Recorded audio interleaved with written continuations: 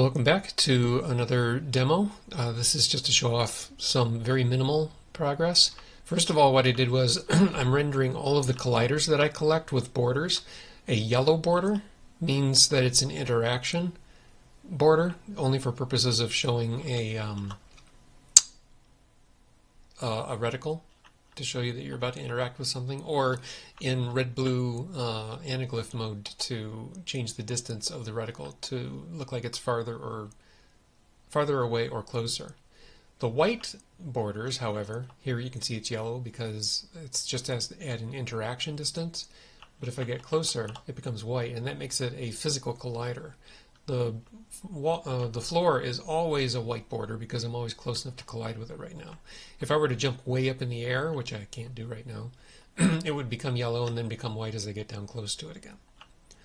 So right now my actual collision model is just a 6-inch sphere at my feet, so I can walk up to this wall and go sliding along it.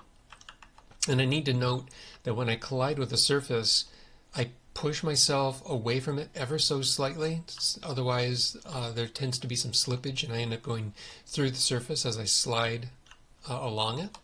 There's also something else that I need to adjust. If I push myself into a narrow corner like this, it tries to send me along both walls collectively.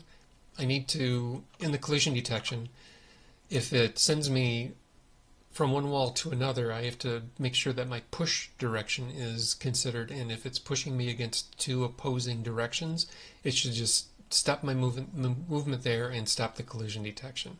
That doesn't happen in a 90-degree corner because when they push me away, they're just pushing me parallel to the other wall, so you don't get that kind of jittering back and forth.